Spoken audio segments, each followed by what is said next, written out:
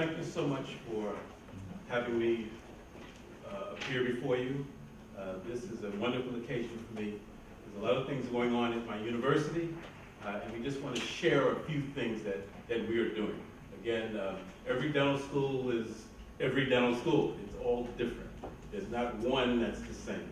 But what we try to do is look at the area in which we live, in which we have responsibility for, to do the best that we can with our constituency.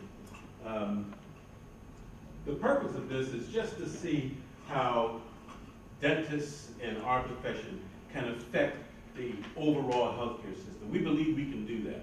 We believe we do it because of collaboration and partnership with people with like minds and value systems. Cleveland Clinic is one of these entities. Number 2 in the country, and I would say top 5 or so in the world. They see it the way we see it. And we're doing something about it step by step. So we're not giving you a panacea, we're not giving you something that fits all sizes. What we're giving you is just our story, our story. Education is in the process of great change. And we're just going to talk to you about some of the experiences that we have. And we believe that the mouth is part of the body. Okay? We know that is certain, but the structures, the organizations don't gear themselves for it.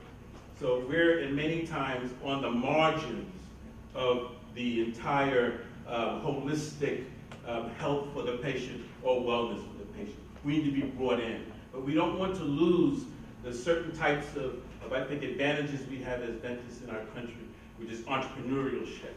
The physicians have lost that. We'll see. About 65% of our physicians work for health systems.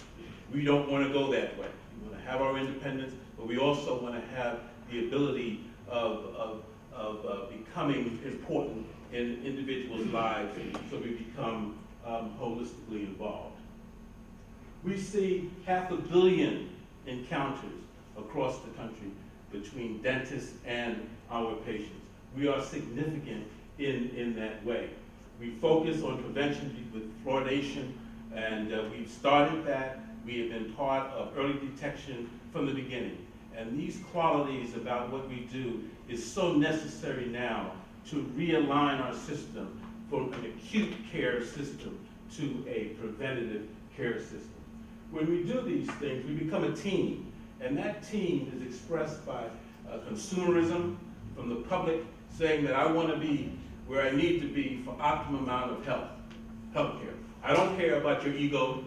I don't care about who you are and what you do. I just care about you getting me where I need to be so I can live longer and have a better quality of life.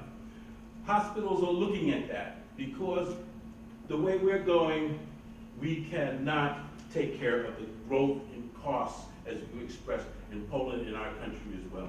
It's unsustainable, completely unsustainable. So we have to do something about it. And technology is critical in educating our students. It's very expensive, but what it does, it allows our students to learn quicker. And the way they learn is deeper. And it allows for a more value-added curriculum for leadership, community team building, conflict resolution, these types of competencies that's necessary for dentists and all members of health professions to come together for the sake of the patient. So the patient is centered, not our egos, not our particular professions. So the research of oral systemic health is very, very important because it gives us validity of why we're engaged in this dialogue and how this grows with us as data grows, as research grows, as education grows with that research. So all of these things are important for us to, we think, to look at. We look at ourselves as being winners. I know if you followed the basketball team, we hope that the Cavaliers and LeBron will give us a trophy, give us the first place. We feel the same way in dentistry and healthcare, that we can help that system move in the ways in which that system needs to move. the healthcare system as we see it, we have great advances. It's one of the best healthcare systems in the world regarding research, and for those that can afford it, it's the best care that you can get. But those that have jobs with generous benefits, who can afford it, have the best care in the world. Those that do not have those types of advantages, it is not the best health care in the world for those individuals. It's a unique system. It's a very complex and massive system. I won't get into the complexities as you have described, but we all know it's very big. But we know the cost continues to rise at an alarming rate. And the access is limiting even more now than ever before. Not all Americans get routine or basic health care. They have to go to a hospital emergency room in order to get care that they need. That's wrong. We feel that health care should be a right and not a privilege. Okay, so it's a different mentality as in this country and other countries as we have noted. There are very vulnerable populations in the United States: the poor, the uninsured, minorities, and immigrants. And we seek to change that. The World Health Organization ranks our country not very, very highly. Again, technology-driven and focused for acute care, not preventative or early detection care.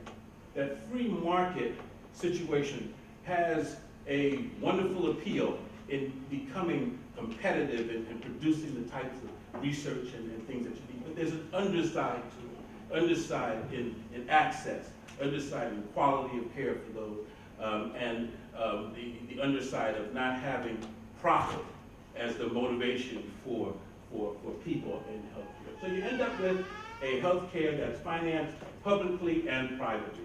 There's fragmentation, duplication, waste, inefficiency. That's part of the foundation of our healthcare system.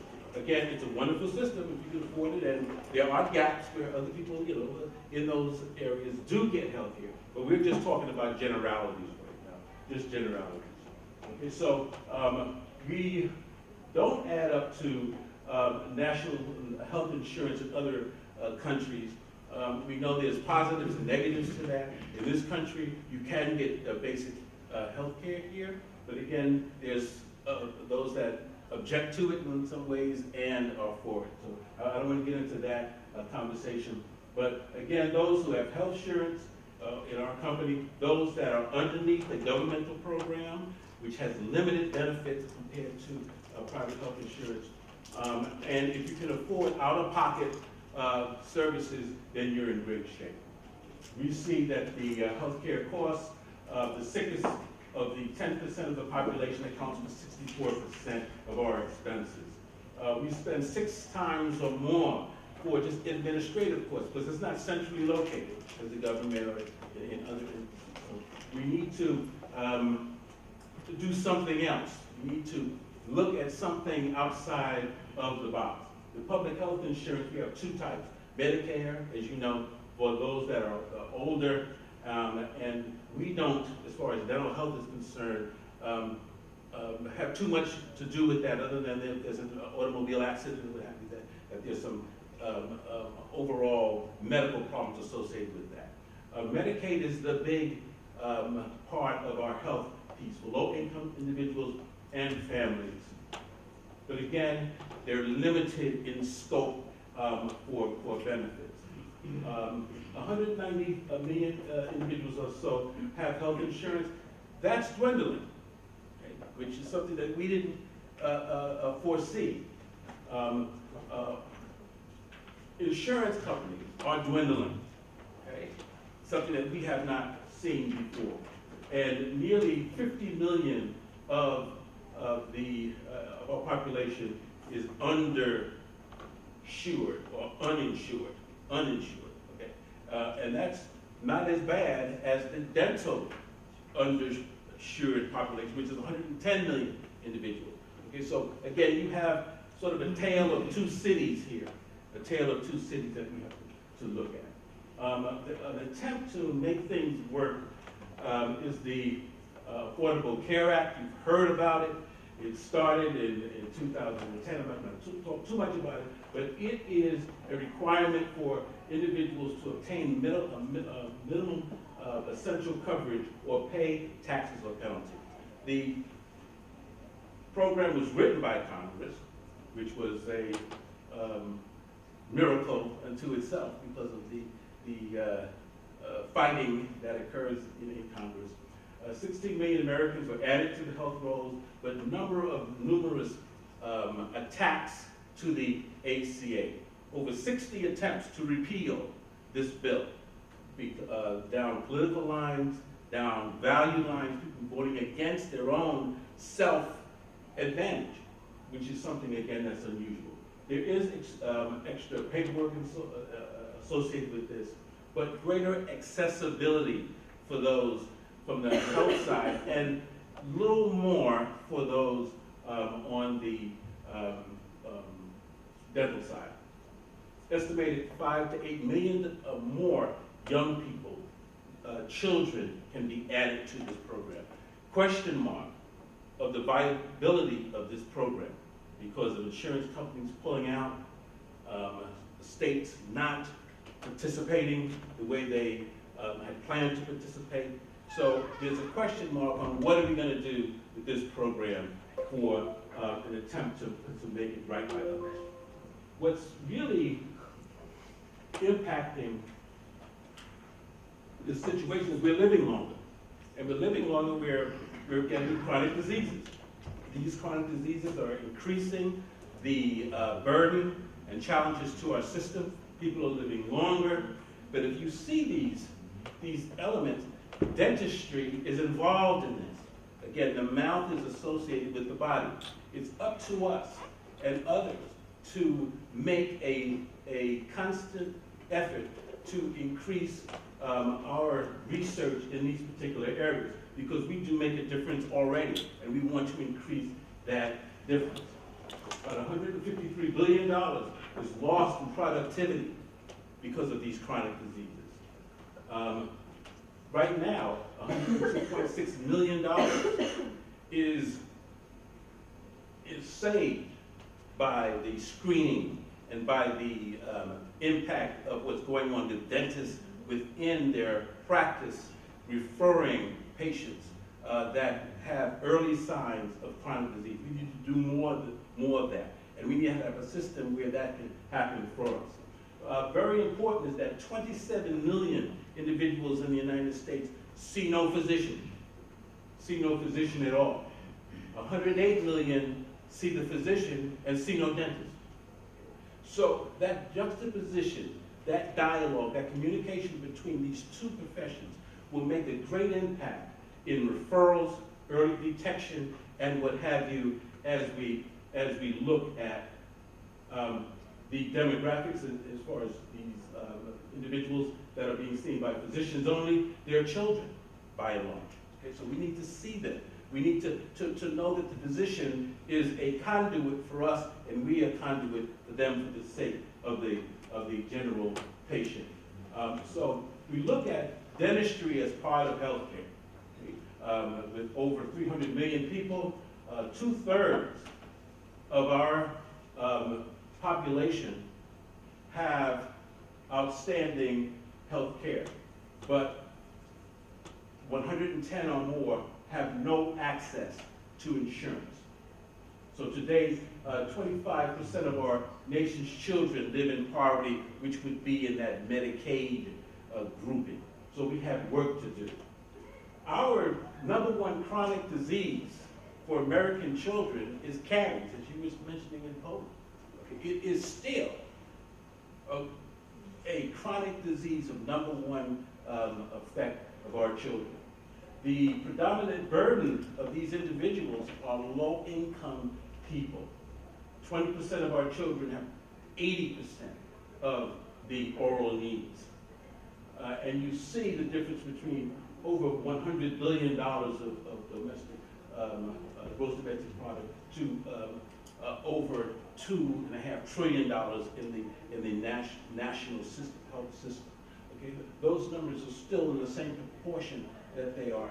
We still have a significant effect in this way. We are part of the team situation. We've always had a team mentality. We have a wonderful array of individuals that help us produce our product and heal the nation.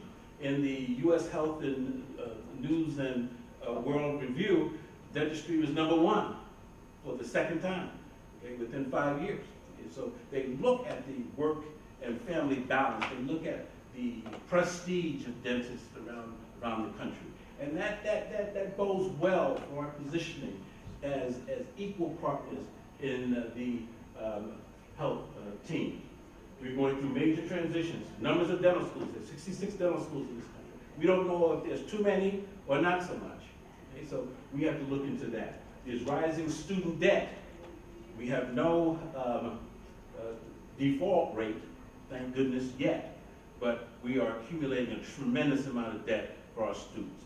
And we don't know how to stop that debt. Okay, so that's another big problem. Changes in the oral health status, we just see a little bit about. Total spending. This just gives you an indication from 2003 to 2013 how this is dipping. This is dental spending within the country. So again, we have to change that. We have to know why this is happening and how we can look at it. This is reflected in the percentage of population of dental visits in the year 2000 to 2012. The top tier are children. So children are being serviced more than the other cohorts in the country because of the CHIP program and other governmental programs. The middle is the adults 65 and older. So you see these visits starting to go down a bit, but still higher than the adults between 19 and 64 years old. They're going down. They're not seeking care. They're seeking the emergency care. They're the ones in the emergency room. That drives up costs by 100 times because we're going to figure out why in particular, but that is a trend that we're seeing that's very disturbing. Dental income, income for dentists are moving in that same direction. The top line is the GDP, the orange line are those that own their practices, but you see the dip within 2006 going down. And then the one underneath that, the purple, is overall general practitioners going down from $200 and some odd thousand a year to $180 some odd thousand a year. But you see that we are still competitive to physicians, where general practitioners are making more than physicians are, general physicians are. So you see this down spiraling regarding dentist earnings. The lower one is those that do not own their practices, but are GPs. Now, reasons for individuals saying they don't want to go to the dentist, of course, it's too expensive. That's the large line there. And then underneath that is, I cannot find a dentist that will cover my insurance. So again, these reasons are things that we have to fix. But again, the public needs to have some accessibility, and people are not listening. Okay, so we need to get coalitions of practitioners and of systems to make that happen. You see the differences between Medicaid reimbursement, 30%, of course, to 60-some-odd percent, of course. Most people don't take Medicaid because you go broke doing so. So how do we arrange this in a way in which more people will be affected in a positive way and be treated? These are problems that we have. The Medicaid expansion with the ACA program. You can expand Medicaid, but fewer and fewer states elect to do so for political reasons, for value reasons. When you look and see blue, that's where private insurance is. So private insurance is dwindling.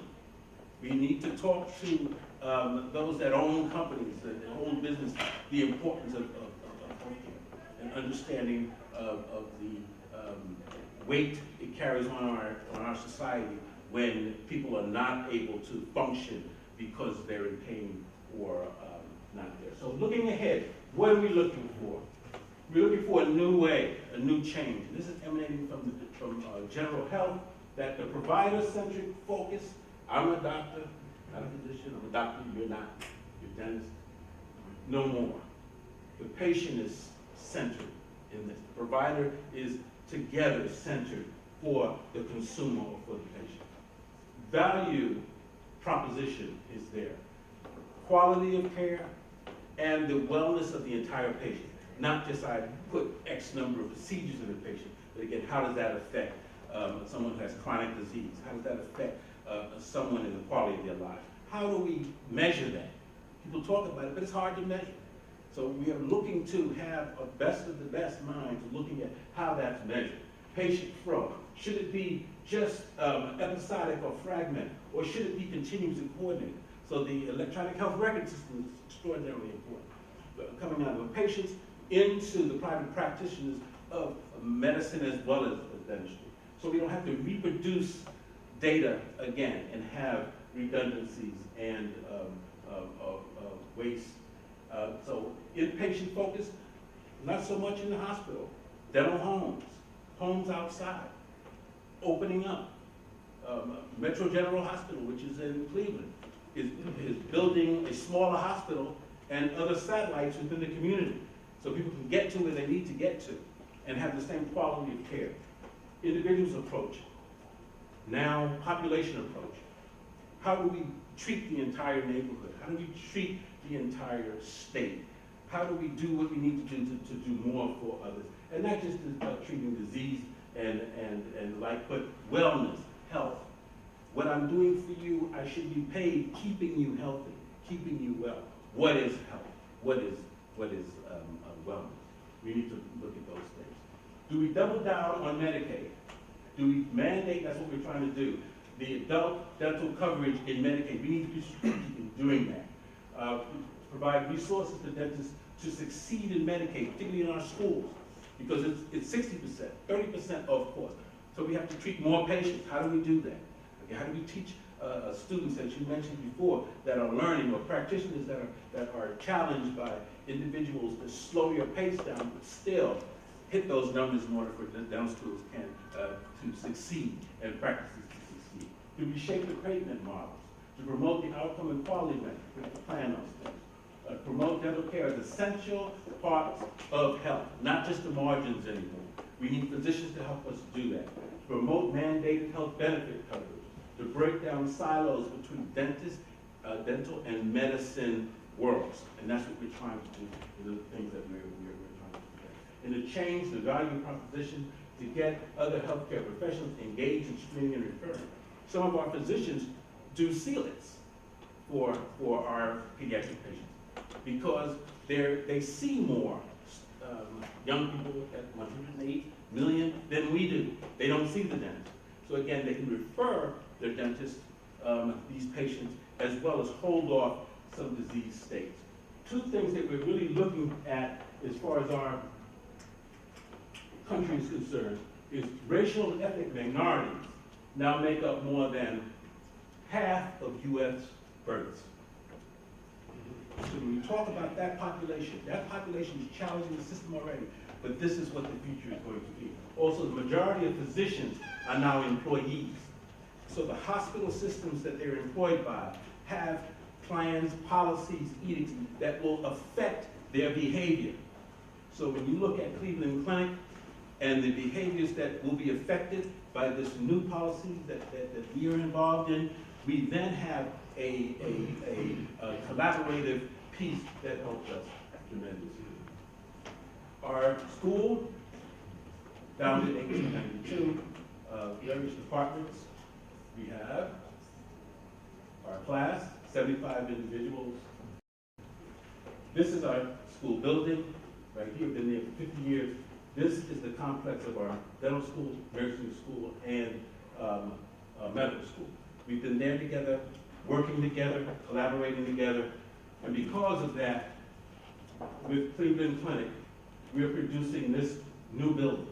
This is a building that is on Cleveland Clinic's campus. Cleveland Clinic's right here, with 4 schools, medical school, our Cleveland Clinic Learning College of Medicine, our dental school, and nursing school. 485 square feet. This is another size of it. We'll have about 2,600 students in there at any one particular time. New classrooms and the like.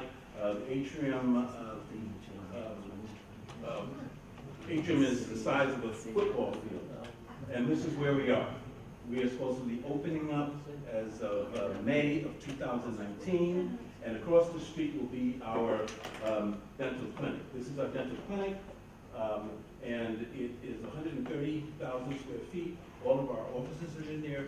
This is an example of dentistry. We're the only building that's outside of that whole facility. So it's a beacon in the community. It's a very, very important part of it, and that is it'll be finished at the same time. We're involved in our curriculum, in disease processes, restoration of health, and the like, and we are involved in interprofessional education from the beginning. First year that we have seminars, and all the way to the fourth year we have a geriatric movement van and what have you. The Family First is the decoupling of a cultural competency piece where generations of individuals, of families, are brought in as a cohort for a team of individuals, which are dentists, physicians, nutritionists, and what have you. And we look at environmental conditions versus genetic conditions. So we understand our individuals more. In the CHOP program on the right, we have patients that come in, and they're examined and they're screened with nurse practitioners. So they get used to that. We have a van that has our dental students and our medical students and others will be on that van, and will again go to geriatric facilities to help out patients in a number of ways. This is a free clinic. The students love it because they are the ones who are running it, and they work very, very well together. Again, it's important. Most dental schools show their importance by their community activity. They're the window of us, and this is some of the things that we've done. Oral health, systemic health. We see that more things are on this than on that other list. Okay? That research will show more of how effect that the mouth is to all the things that we're doing. We're teaming up with individuals at our school that's looking at big data and looking at the effects of periodontal disease, endodontic disease, and others in the total health picture. So again, these are sort of spots that we're looking at, and we have the micro HoloLens piece, which is a wonderful, untethered, augmented 3D computer that will allow us to reduce the time that our students will have to learn, particularly anatomical considerations and the like. So thank you so much for your time.